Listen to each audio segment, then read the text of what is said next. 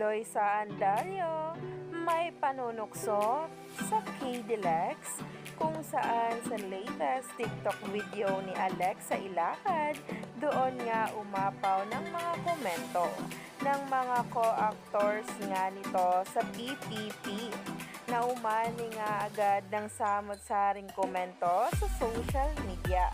Kaya naman, sabay-sabay nating tingnan at alamin ang bawat sinabi ni Loisa Andalio at ang komento nga nitong K-Deluxe.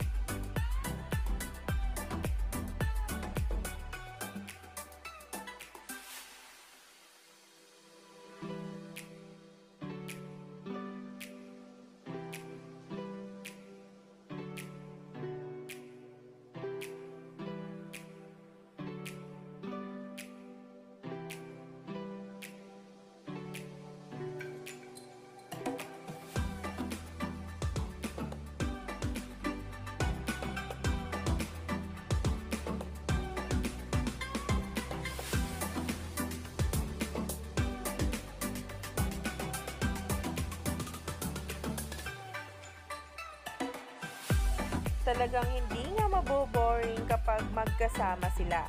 Dahil talaga nga namang sasamahan sa kung ano man ang trip nga raw ni Alexa. Yan nga mismo ang sinabi ni KD Estrada dito. Kaya naman talaga kilig na kilig ang marami dahil nga dito sa mga posts. Kaya naman stay tuned lang tayo for more updates tungkol mismo kay KD Estrada at Alexa Ilacad.